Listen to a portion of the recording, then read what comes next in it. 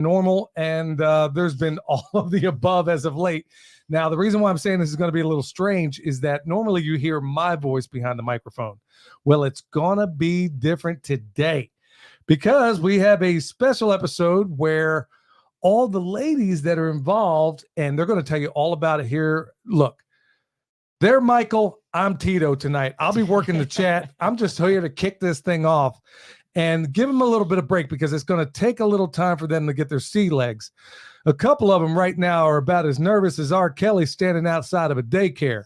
So give them a break. They're going to get it all worked out. Everything's going to be hopping and popping. In lieu of all the advertisers that we normally have tonight, they'll have to forgive me because once again, this is a bonus episode. And I am going to introduce everybody. And then I'm as hungry as a runaway slave. I'm going to go downstairs and I'm going to eat this steak that's sitting down there getting cold as we speak. So with that said, we're going to bring everybody up. We got Lacey from The Fit Farmer. And of course, you know Mike as well. Everybody unmute yourselves, please. And Sophie. Yeah, Sophie on her end, and she's from Sprinkle with Soil, also is a recent author and has a balling cookbook that we got downstairs. Oh, and of course, the Homestead honey, of course, the better half of Perma Pastures Farm right now. And folks, before we get kicking, remember, hit that thumbs up. Tell everybody that they're live right now because it helps the algorithm. So that said, I am going to kick it off to, well, we're getting a lot of feedback on your end, Lacey. So I'm going to ask you to mute yourself. Right now, we're just going to, Sophie, why don't you tell everybody a little bit about yourself, and Lacey and Michelle and everybody else is going to take it from here. I'll be in the background. Thanks so much, Billy. Happy to be here. Yeah, so you might have heard of me from the Nourishing Asian Kitchen cookbook that came out last December. And we are homesteading here in East Tennessee on 5 acres. We raise pretty much all of our protein from our dairy cattle to beef cattle, one goat left, flock of sheep, and poultry, chickens, ducks, and turkeys. And then we've got about a 1/4 acre garden. So we are trying to be as self-sufficient as possible. We moved here by way of California after growing up in the Bay Area and really only knowing how to live a very convenient city life. I grew up very traditionally, though. However, growing up with my parents who are immigrants from Vietnam, I had to eat nose to tail back then. It wasn't cool. And so in writing this cookbook, it was just supposed to be a fun family project, just to be a redemptive way to share all of mom's recipes for the children. It's been doing really well. And so the conversations around how to be self-sufficient, how do we stretch our budget, how do we, if we're going to be harvesting a chicken or buying a chicken from a small farmer, how do I make sure I use all of it? How do I improve the nutrient density of my food? So I can nerd out about that. And I know we're all going to be talking about how to be that thrifty, smart homesteader today. So more to come. But yeah, that's a quick little intro. Thank you for that, Sophie. Lacey, how about you introduce yourself? Tell us Hi. Well, I'm Lacey. Our big thing is we live in a yurt. We have for 10 years now, actually. So we've been on our homestead for 10 years. We lived in the city before, and we did not like being, really everybody on top of everybody. You went outside and your neighbor's dog is barking at you, or somebody's speeding down the road and you don't want your kids to run out in the road. So we bought a yurt off Craigslist actually and set it up on some family property, and we've been here for 10 years. And we started out market gardening, and now we have our dairy cow and goats, and we raise chickens and ducks. Actually, they butchered chickens and ducks today. So we're living the life right out here in North Carolina. How exciting. All right. We are here to talk about what the women are going to be talking about at Homesteaders United, which is our conference coming up in, I believe we're 71 days out. And just to give a little update, all of our early bird tickets have sold out. And about half of our camping spots have sold out. So if you would like to camp, make sure you get your tickets and get your camping spots reserved. All right. So a little bit, I'm just going to talk about the venue a little bit. It's this spot, it's a blueberry orchard, and it is in the mountains in Asheville. If you've never been to Asheville, North Carolina, it is a beautiful spot in the mountains. Like I said, you'll be camping in the blueberry orchard. This is where Billy and I go to pick blueberries every single year, which is how we met the owner. And it's a beautiful spot, and I know you're going to love it. So I'm going to throw it back to Sophie we're just going to introduce you to the topics that we're going to be talking about for our talk.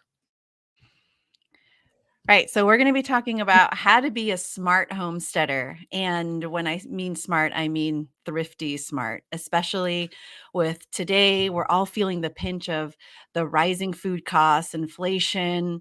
I mean, these are the things that we talked about in 2020 with our friends in the Bay Area, California, and people thought we were nuts. They were telling us to slow down, calm down, don't worry, everything's going to come back to normal. And I just knew from my gut that things weren't going to be normal. And I don't think I want to go back to that normal after seeing all of our stores in the Bay Area shut down. So what we thought was going to be a really great topic tonight is to talk about how we can be a smart homesteader, from talking about all of the different ways that us ladies have shared about our resourcefulness, and we've gotten together so many times and we shared so many things that we're like, hey, have you thought about doing these? This is what I do. And so we thought, let's talk about that. Let's talk about growing and preserving our own food, from the kitchen to the garden. Let's talk about livestock and how do we use our livestock efficiently, even considering water and energy conservation and how important the community is. So we can kick off with a couple of things. That sounds great. Yeah. So let's talk about planning and resourcefulness. This is something that when Tim and I, as real estate agents, we always tell our clients, like, just because you have a little bit of money saved up for your land, don't forget to save up for the cost of starting a small farm and your homestead. Oftentimes people get really intimidated because once they finally get that piece of land, they just want to do everything at once. So I wanted to talk about, how when we first moved here, we started with a small project or two. In fact, I didn't share about it much, but for that first year that we were here, Tim was back in California, just wrapping things up, making sure that the farm we had to move our farm. We had a farm in California that we moved over here. So slowly but surely, I started with a square foot garden. I had 6 beds and slowly expanded from there. And it took us about, a year later to finally get to that 1/4 acre. But during that time, while I started foraging, started putting our elderberry plants, our daylilies, our elderberry. I'm sure you ladies, I've given you a tour. It's way too close to the house, but it's because that was the only plot of land we had at the time. But and then I tarped everything else. And after that first year, we now are able to grow so much more of our vegetables on the land. And with all the abundance we're able to share with our community. Well, and I think that's important, like, to start small, especially when it comes to animals. Like, I know people get very fear driven and think they got to go out and get everything all at once, but if you can learn, like, really learn one animal at a time and then slowly add, I think it kind of helps prevent that, where you've got so many animals and you're just feeling overwhelmed, that situation. I think it helps with that. But Lacey, what about you? I totally agree with that statement, because it makes a huge difference whenever you can walk outside and look at an animal and know that if they're okay or not. Yes. And it really is something you have to learn to be able to do, because we talk about, when we go out of town, you don't have a lot of people that can watch your animals, because not everybody can walk outside and spot a problem. So being able to know that animal and spot the problems, or, whenever they're doing well, it makes life much easier. Because if you have multi-species that you don't know much about, you go out there and everything's dying, and that is it. It's so your heart sinks whenever that happens, and then some people totally get away from their homesteading dreams because of that.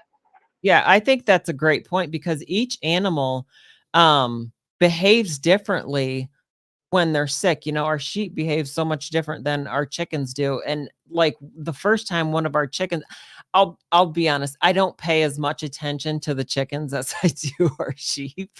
But like if something's off with the sheep, I can spot it pretty quickly. And a lot of times I'm thinking something's wrong and there just isn't really anything wrong. But the chickens, sometimes I need to be a little more observant with the chickens because I'm not as much, but with the sheep, I think I'm much more observant, and maybe a little too hyper observant.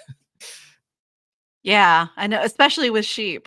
What do they say? Like, Yeah, I've heard they're just waiting to die. They're just looking they're just looking for, yeah, exactly. Just looking for ways to die.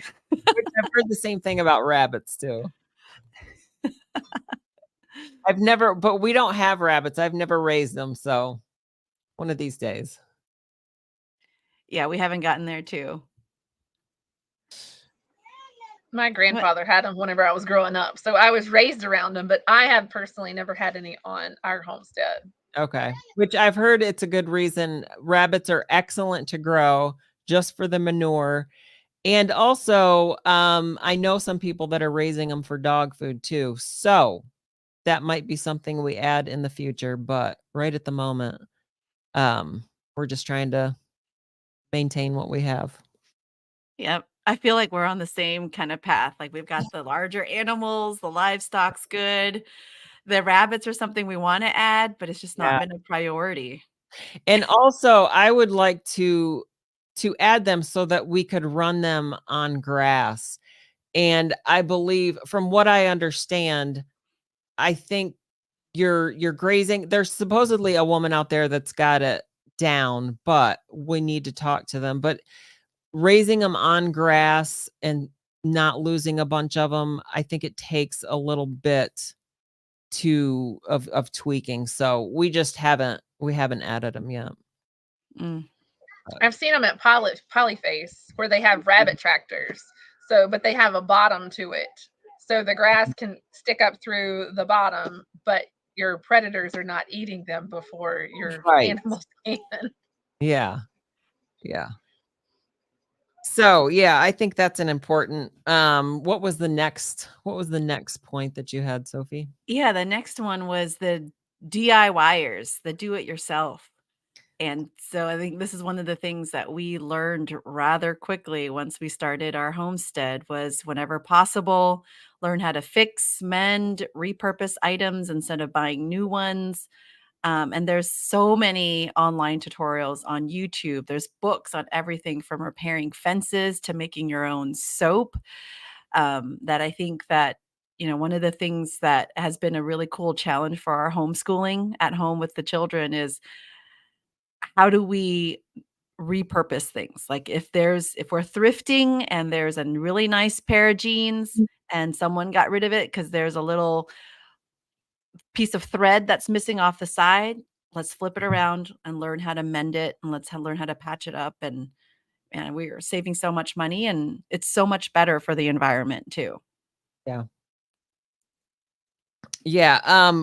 That was one thing. I mean, Billy has been in construction, and so he knows how to build things. But one thing that I did with my VA money was go to welding school just to learn, not because I really was thrilled about the idea of going to welding school, but we built the sheep tractor. You're able to repair things that need to be repaired around the farm, get them back to a usable condition, especially with tools. I'm not sure what the tools lately seem to be, just in the last couple of years. I think since COVID, tools have been the quality has gone downhill. So if you can fix the ones you have, even William has rehandled some of the tools that we've had. And also going to either farm auctions or estate sales and buying old tools because they seem to be so much higher quality than the new stuff. We had a pitchfork one time. I think we had just bought it, and we might have used it one time, and it broke the first time we used it. So I think buying those tools that were made many years ago they're just much higher quality than anything you can get from any of the stores today. I totally agree with that. You're not going to find, excuse me, tools like they used to make them. It's so much, they're going to break so much faster. And that's awesome. I didn't know that you knew how to weld. Like I want to know how to weld. That's one thing I'd like to learn. I would like to do a welding. There's a few people that want to learn, and I would like to get set up eventually to teach like a women's welding class, because just basic, like I've never worked as a welder, obviously, but I'm talking about just like farm welding, or like even if you wanted to do like build a sheep tractor, we could, build a sheep tractor or just repair of things. So that's on my goal. That's on my list of things, is to get set up to be able to teach some basic welding. I think if I remember. Go ahead. Go ahead. I was like, I'm there for that class. I want to come do that. All right. I think we could make it happen. Janet was saying that at our camping spot, she has a little blacksmith place to teach how to weld. Really? Mm-hmm. Oh, that's cool. I think, and the welder that I have is not, it's not going to be the best welder to learn on, because it's kind of touchy. It's kind of sticky, but you have to have your setting just right. So if maybe we could rent like a good one, and I think you have to have a 240 though. I'm not sure. I'd have to ask Billy, but anyway, yeah, that would be cool if we could do that eventually. Yeah. So yeah, where were we, Lacey? We were at HOA last October, and there was that little, it wasn't a thrift shop, but it was like a flea market that we had set up. And I picked up my favorite corn hand sickles. I still have 2 of them. That's like my third hand in the garden. I just love going out there and whacking all the weeds. It's kind of therapeutic, but it's lasted so well. I mean, I can't imagine buying something now and having it endure all of the abuse that I've used in my gardening.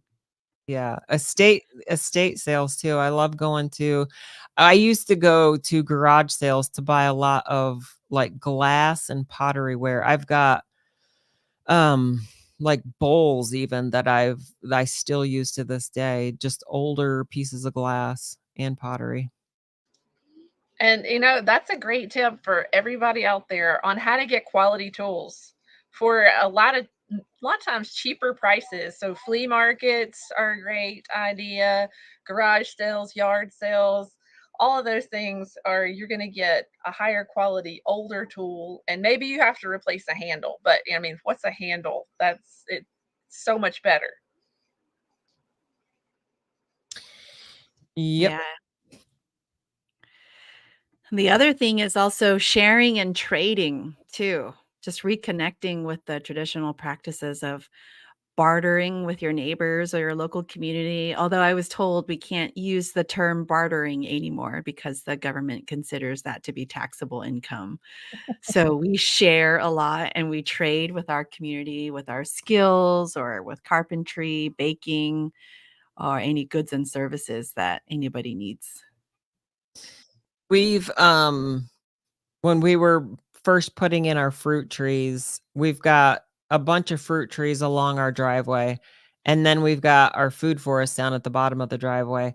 And when we first put them in, we were mulching like the whole area. And I think we've pretty much mulched that whole area in exchange for honey. So we would take honey with us to the mulch yard, and he would just let us have like truckloads of mulch for a certain amount of honey. Now that guy's not there anymore, but I mean, we got quite a few loads of mulch for honey. So it worked out pretty good for us.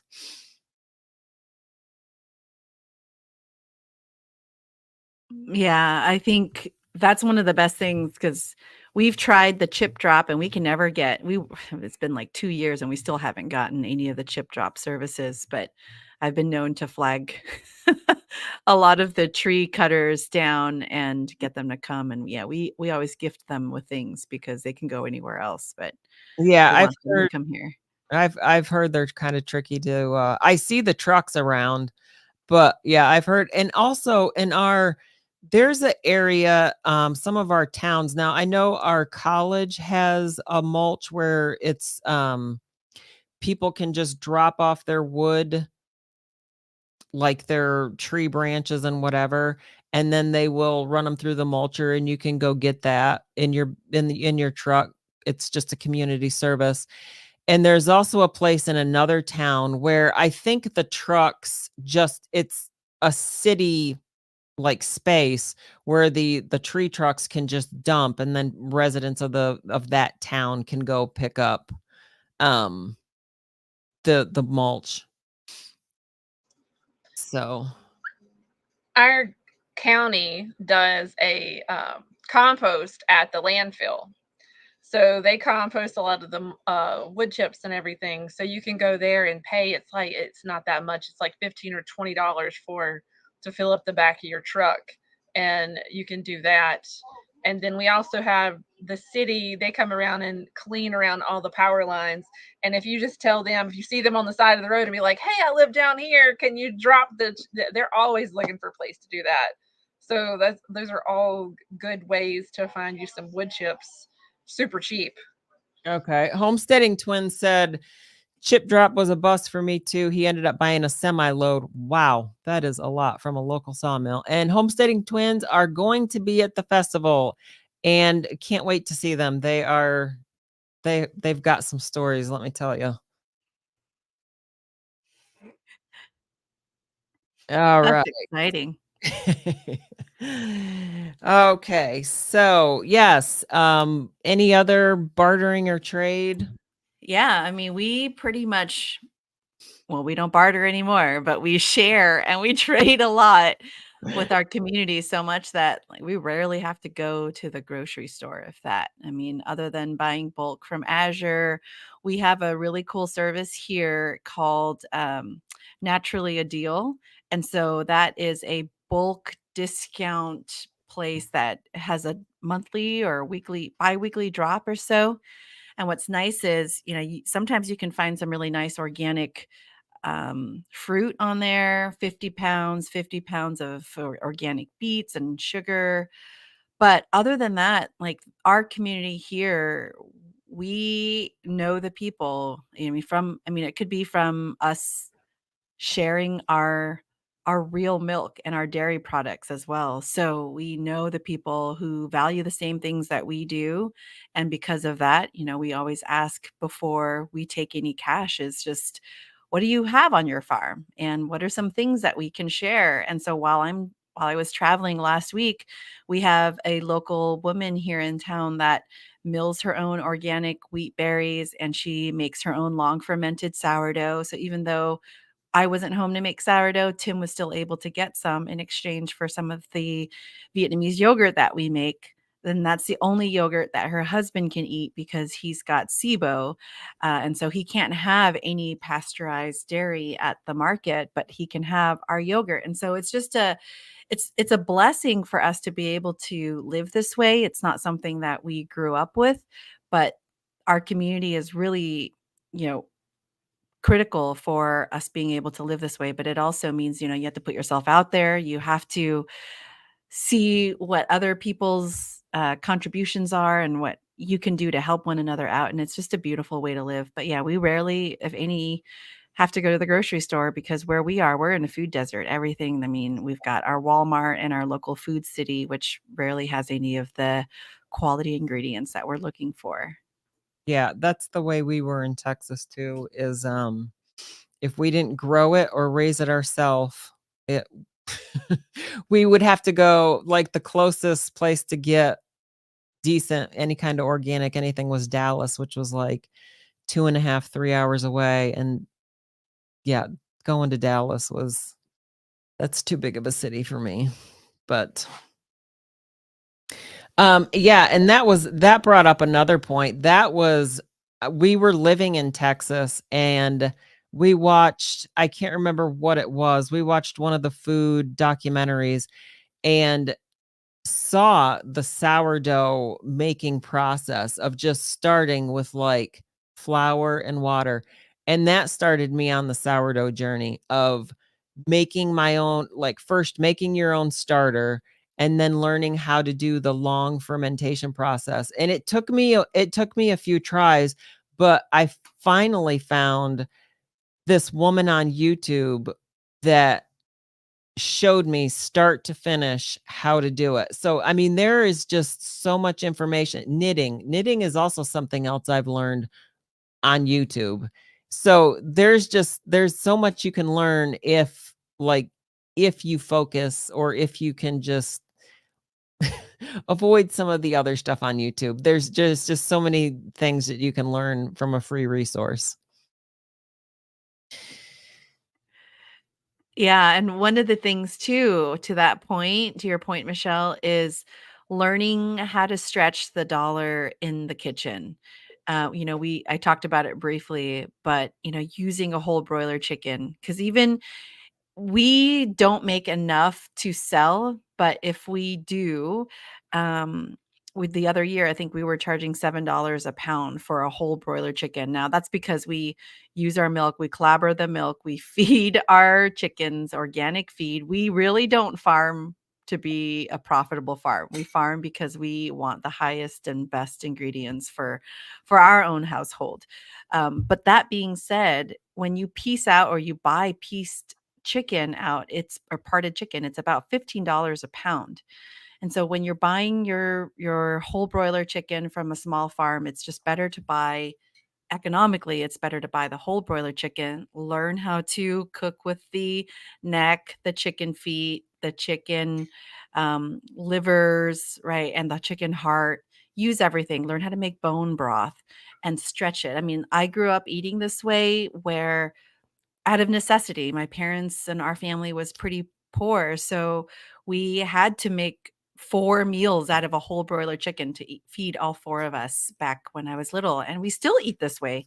And now we do it because it's the most economical way, it's the most nutrient dense way, it's how we focus on making nourishing meals for our family. And because we are now raising our animals, we do it because we want to honor the entire animal, whether it's a chicken to our cows, to our sheep, um, to our turkey. So it's just, learn those things, learn those skills. You can go on YouTube, you can follow somebody that you really respect and how they live and how they eat and how they farm.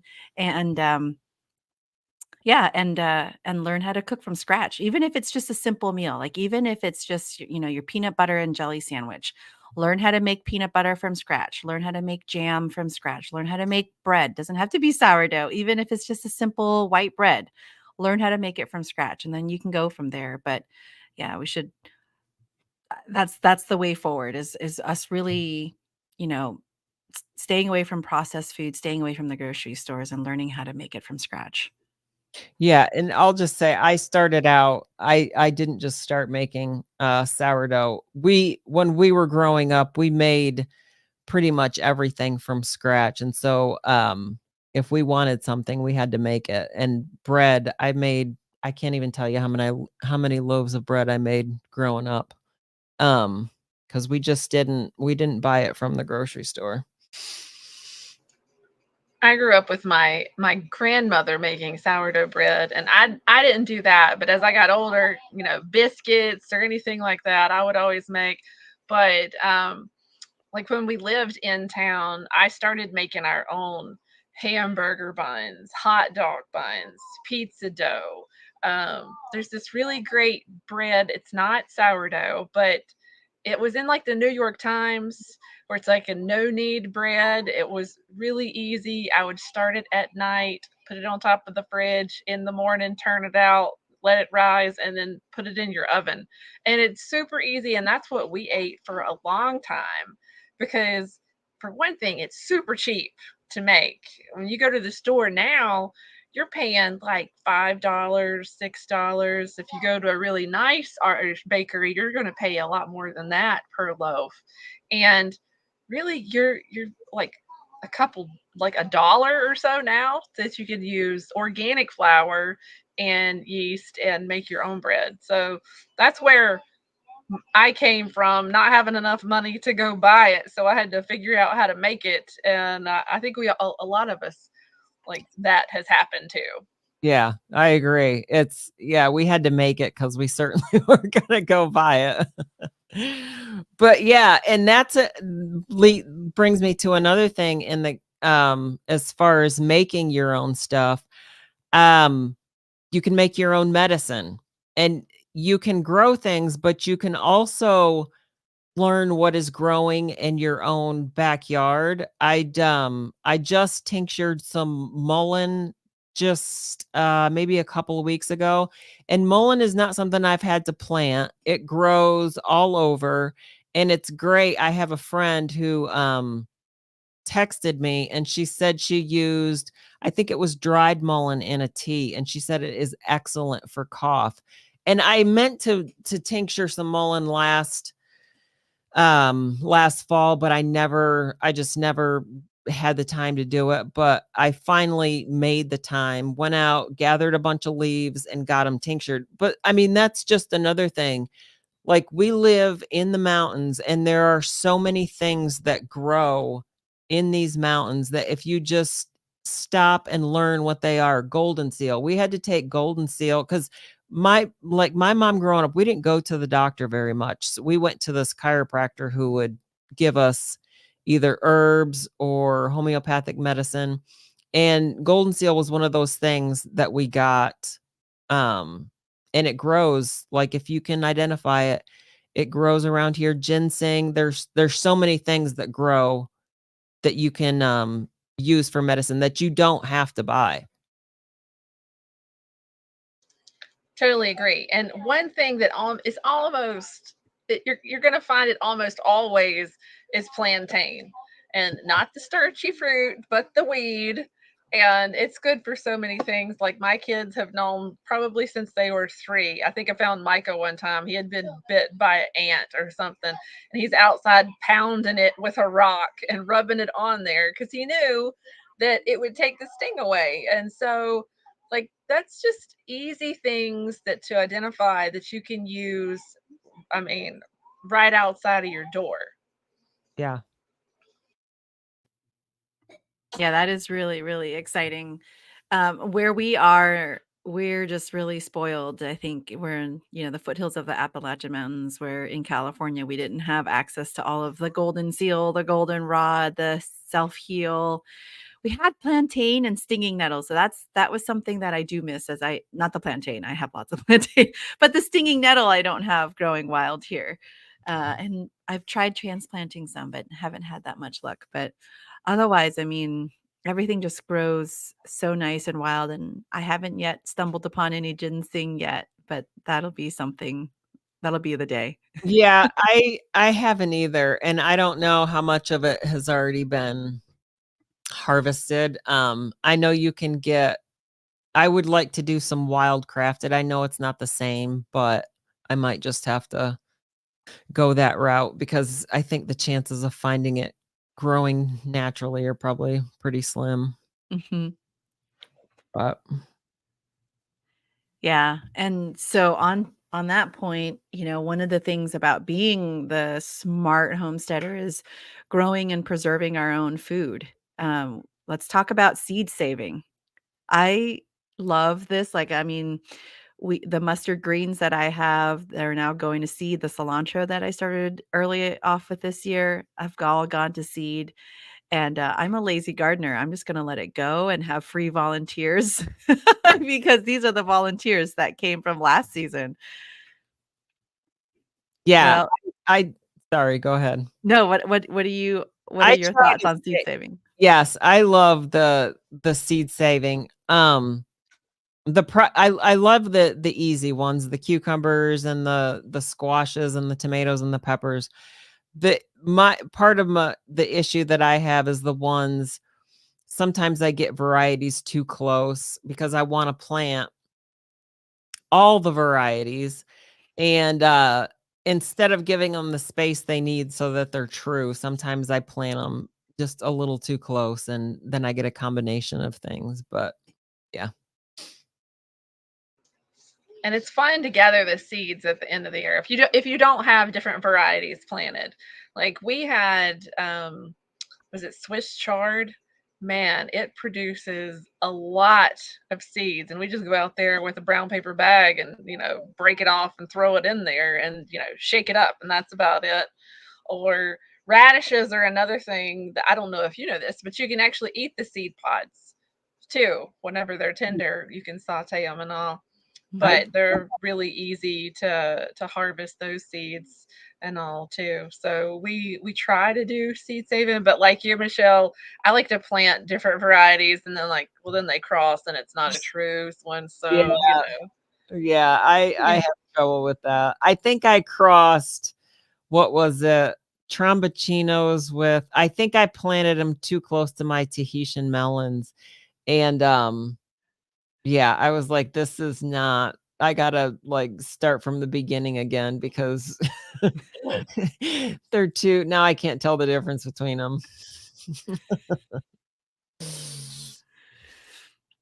Well, what about like some food preservation techniques too? That's something really important to learn, like canning, drying, fermenting to extend the shelf life of your harvest. And again, learning all of this reduces our reliance on grocery stores and, having an idea of like what we're using every year, and adjusting what we're growing that next year based off of like how many tomato sauces or how many cucumbers and pickles that we ate this last year just helps us. I mean, I'm getting better and better at it in terms of like predicting, okay, we actually went through quite a bit of bread and butter pickles. Didn't realize that was something we really liked. But yeah, I mean, fermentation is my number one go-to. I've grew up with it, but I also love it as a way to preserve our food naturally and increase the probiotics. So kimchi is one of my favorite things to make, and sauerkraut. Yeah, you'll have to teach me your kimchi recipe. I've tasted several different kinds, but I want to taste yours. There was one that I got. There was one that I really liked. I just can't remember where I got it from. And then I bought one from one of the health food stores, and it had ginger in it, which it had quite a bit of ginger in it, and it wasn't my favorite. It wasn't my favorite. So I'm like, I won't do that again. But I like canning. I like the pressure canning, I think, better than the water bath. The water bath just seems so, I don't know what it is, just takes a lot of time. But we've been doing a lot of freeze drying also. Like last year we had a ton of strawberries, and rather than make a bunch of strawberry jam, which I don't really eat, I mean, every once in a while I'll put it in my yogurt, but I seem to be the only one that eats it. We, instead of making more jam, we just freeze dried the strawberries, and it's quick. You can just put them on trays and put them in the freeze dryer really quick. And we've been doing that more and more just for time. My parents are huge into freeze drying. Like they just got one of the extra large ones that can fit a lot in it, and they make for the baby. They make like yogurt bars with the strawberries that they've either powdered or they went and got, but they'll freeze dry those, and he sees those and he wants the whole bag. So that's great. And we need to do more freeze drying. I haven't done a lot with that, but we do have one. I just need to use it more. But fermenting, I hadn't fermented until a couple years ago, and some of my kids, that's the only way they'll eat like green beans is if they're fermented. They don't want them cooked or anything, but they'll eat them fermented. And so if you got Selah hooked on kimchi because she makes it now, and her last batch was really good. She said there was too much ginger in it, so Michelle might not like that one, but it was really good. But she used her her pak choi that she had grown out in the garden, and used pak choi and carrots and all for her kimchi, and it was really good. So It's so good. Do you put ginger in your kimchi? Yeah, I do. Yeah, any chance I get. It's so good. I don't mind ginger. This was probably just a bit too much. Too much. Was like over. It was mostly what I could taste, and I really like the. I don't know. And maybe this is not. I really like the stronger ferments, and not so much. I don't know how to describe it, but I really like the strong fermenting flavor. Not so much the ginger, but You like the sourness? yeah. Are you a sour person? Yeah. I am. Yeah, and I'm the only one that likes the sour stuff, so nobody else. Do you like the spicy, Michelle? I like a little bit of spice. I can't do like Thai hot stuff, but I can do a little bit of spice. Okay. I mean, there's a white kimchi that I'm gonna make with Ooh. our Napa cabbage outside right now. I grew it, and man, it's nice and thick. I have one that's bolting, so I'm like, oh shoot, I didn't get to it fast enough. So I'm gonna let that one go to seed. But I have one that I'm gonna make because the children love the white kimchi, and it is really good. It's equivalent to the American or European sauerkraut. Okay. German, right? Yeah, but I like it. I like it. The other thing that we started getting into was just making like fermented water kefir. Okay. And this is a great thing to learn how to do too. We're not having to buy any of the Ollie Pops anymore, which is really great. I mean, it's not thrifty in a sense, but it is nice because it's a probiotic. It's actually good for you. So that's something to mention on the fermentation side. That can be fun. I started doing marigold soda the end of last summer, and you don't need anything except marigold flowers to do it, and it does get fizzy too. So you don't even need like any water kefir or anything like that. So I've been playing around with different flowers, and then like you said, you have your flavors, your different flavors and stuff, and you don't have to go buy it at the store. That's right. It's just one less thing that we're just becoming less and less dependent on the grocery store and using what we have on our land. But actually, it's actually better for you. We're creating these probiotics, which is better for our gut health. Yep. I tried to make kombucha one time, and it was also when we were living in Texas, and the temperature where we were living was not consistent. So it was either too hot or too cold. It was very hard to regulate the temperature. And I found it was either too hot or too cold. And I need to try to make it again, but I haven't tried. But maybe I'll have to try that water kefir. That might be a little easier. Yeah, I'll share some grains with you the next time we get together. Sounds because it is something that Tim's been taking care of, to be honest. Like, he's been rocking it. Because the kombucha, it's a little bit more hands-on. You do have to brew your tea, you have to put in the sugar, you have to manage the SCOBY, wait for a while. But just based off of the heat and the temperature in the home, we can get things going. The water kefir is done in 24 hours, and then we do a second fermentation, which is in this bottle to make it fizzy, another 24 hours. And so the grains just keep multiplying. So you can see, I'll share some of this with you guys. But the grains keep multiplying. And if you come to the Homesteaders United, I'll have some of these extra grains to share too. But what's nice is this is, it just keeps multiplying when it's healthy. And this is done in 24 hours. So we're really excited, really, really excited to share, but also it's easy enough that you're also getting the probiotics but we're just looking for quick hacks, especially when things are so busy with the summer and the garden's crazy and we're thinking about preservation. We still want to be able to have fun and do something that's still easy and great in the kitchen. Yes. Amy Tracy, where did you live in Texas? We lived east of Dallas, near Texarkana. It was right on the border of Texas and Arkansas.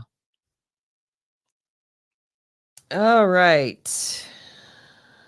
Oh, also, I was going to say, we were talking about medicine earlier and like growing some of your own herbs. And I was also going to add in, don't forget about your animals.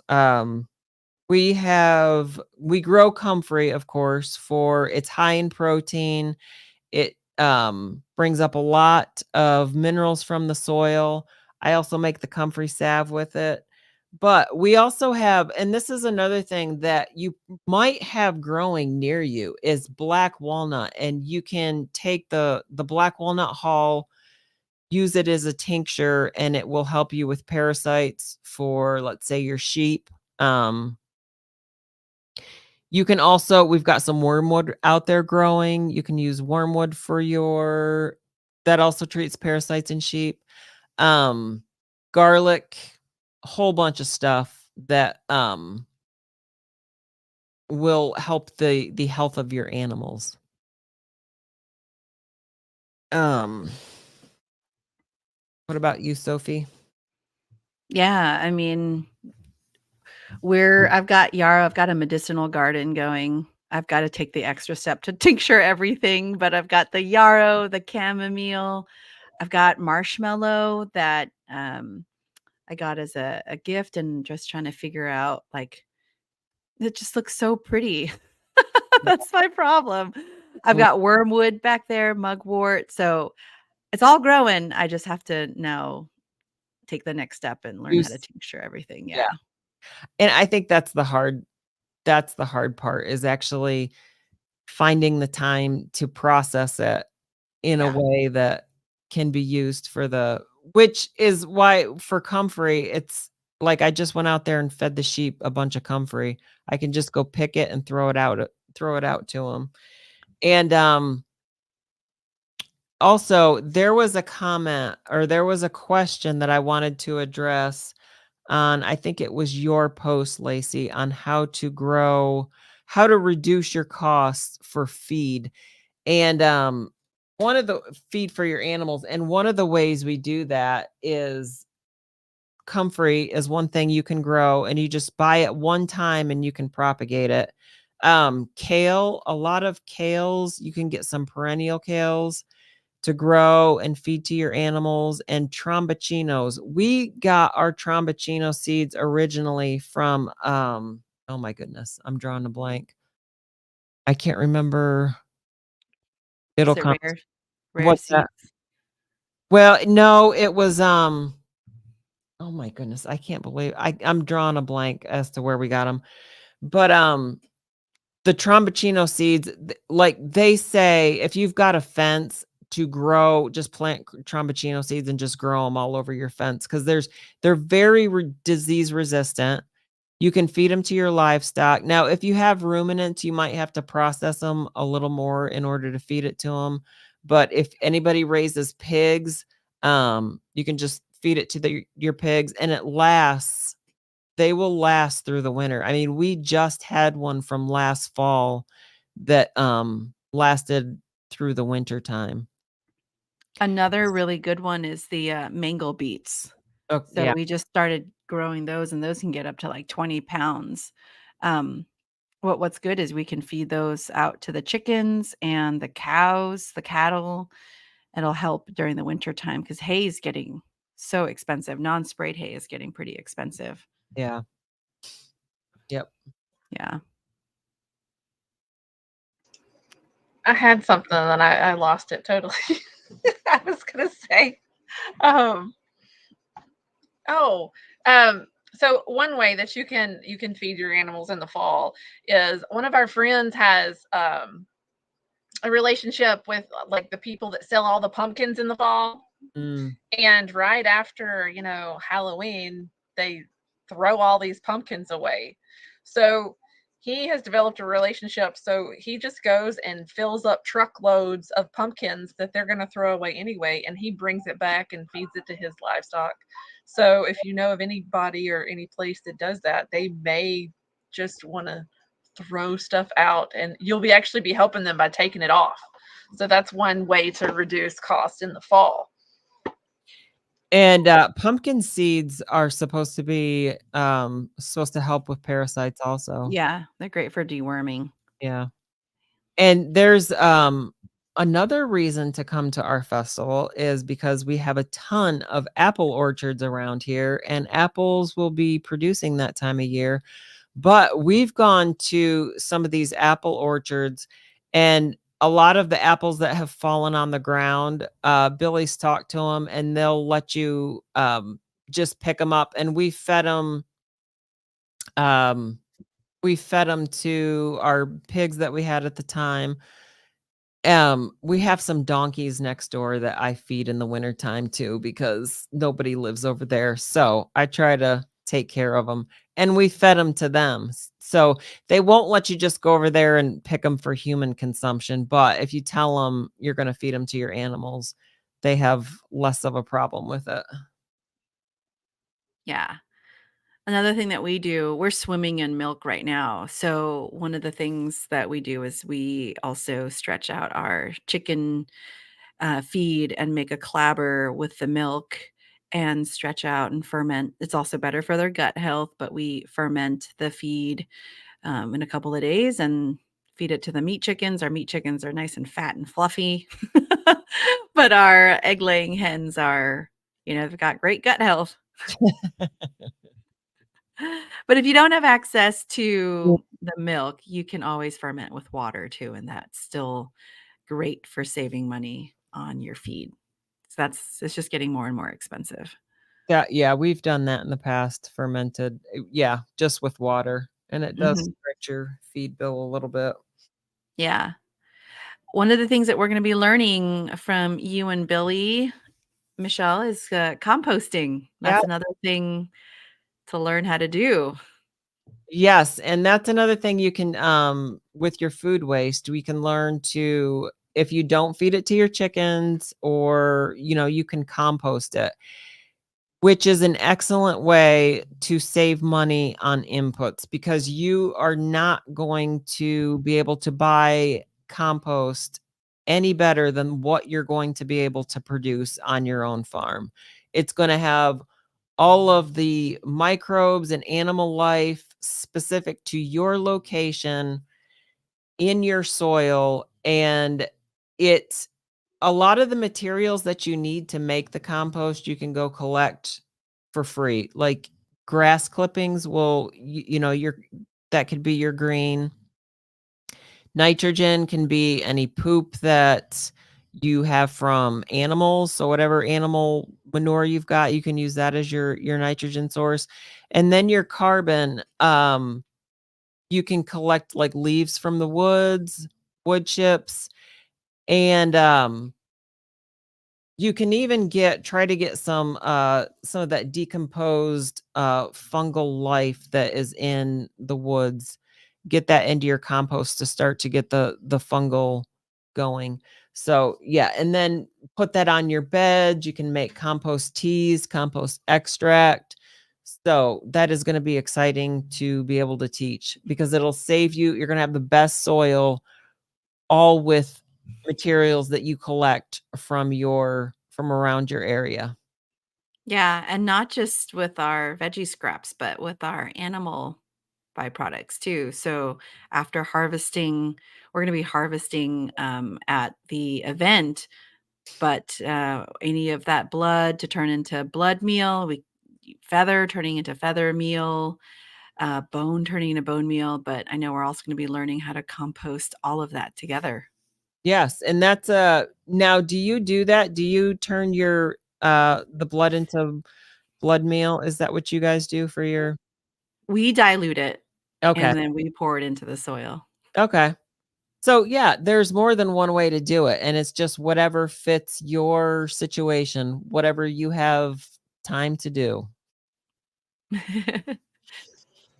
Mike does that. He takes all the blood and adds it to the garden, and I'm just stand far away from there as he does it, because I'm like, no, thank you. It smells awful. I can't handle it. Yeah. Yeah. Yeah. We've put some things in the compost pile, and that sometimes that first turn after you've got body parts in there is is pretty strong. But And then the other thing is the zero waste kitchen too. So not just eating nose to tail, but anything that we're done using in the kitchen, we can return back into the soil. So one of the things that I do is after I'm rinsing out my milk jars, instead of dumping it down the sink, what I'll do is I'll just go outside and grab a couple of these jars that I have and just put them straight out into the soil, which feeds the microbes, and the plants are so happy. It's just natural fertilizer for them. I saw somebody mention about the coffee grounds at local coffee shops, and that sounds good in theory, but coffee is actually the most heavily sprayed crop out there with pesticides. So if it's not organic coffee, I necessarily wouldn't put that on my garden. That wouldn't be my first choice. I'll put it that way. But one thing that we have done before is go to these smoothie juicing places, and they have tons of pulp left over. And if you can set it up with them to take their pulp away and put that in your compost or put it in your garden, that is a really good resource, and you're doing them a favor, and it's free most of the time. that's a great point, and that goes back to some of the ways to feed your animals, is try to get some of these, like, for example, Billy works with a bakery, and he's developed a relationship with them. It didn't start out that he was taking some of their food scraps, but he developed a relationship with them and figured out how he could be a blessing to them. He's done some electric work for them, and a lot of their baked stuff that they can't sell, he gets and just goes and picks it up once a week and feeds it to the chickens. So that's an excellent point. If you can figure out how to maybe reduce the amount of food that they put in their dumpster so they don't have to have 2 dumps per week instead of 1. That's an excellent point. And one other thing that we've done is actually, my mom works at the food bank. Sometimes she volunteers. Well, they have stuff left over a lot of times, and they need somebody to come pick it up. So for a while, we would go, and it's a lot of vegetables and things. Sometimes it's in packaging and everything, but that's another good option. You can feed to your animals and or put it in your compost. Because that's like the end point, right? Do they have to put it in the dumpster after that? It's not like they can do anything else with it, right? Yeah, because it's like all out of date. And normally by that time, we would go through stuff and pick out some stuff. If it looked good, I'm not above doing that. But most of the time it was like mushy and everything. But the chickens, they'll love an old watermelon thrown in there, or melons or different fruits. So there's lots of ways that you can, reduce food cost. Yeah, we do have a question, and I'm going to put this up here. What plants could lower an immune system, and what could be used as a steroid? I'm not sure I know the answer to that, but Lacey or Sophie, if you have anything you want to contribute, go ahead and. Well, I think if anything that may lower your immune system, it could be something that you're allergic to. There's plenty of stuff out there that you're going to have a reaction, and that's putting a stress on your immune system. But as far as steroids, I don't know. Stinging nettle is one of the plants, or it is the highest amount of chlorophyll in a plant that you can get. So if you want something that's going to boost your immune system, I think of stinging nettle, elderberry, echinacea, those things. I mean, even comfrey. Some people don't say to ingest comfrey. Gonna throw that out there. But there have been other people that have used it for years and never had any problems internally. So you have to decide for yourself on that. But those are the ones that just come to my mind right away. Okay. Yeah, I'm not sure what could be used as a steroid. One thing about lowering the immune system, I would say maybe try to calm the body down. Put your body in like a more relaxed state. So um maybe some deep like maybe some deep breathing, just like maybe just calming yourself down so that it's not reacting to every little thing, if I'm understanding that right. That would be my recommendation. Rainwater harvesting. I have that as one of our topics. And after that, I don't have any other, unless we have any questions, which I've been trying to keep track. And I don't see any questions. So if we want to just talk about rainwater harvesting.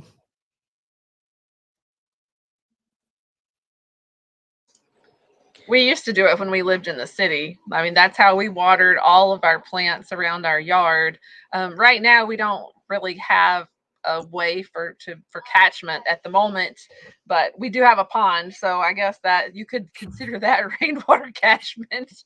But when we lived in town, that's what we had. We had, the 50-gallon barrels hooked up to our gutter system with a spout on it, and we watered all of our stuff, all of our gardens, just from rainwater.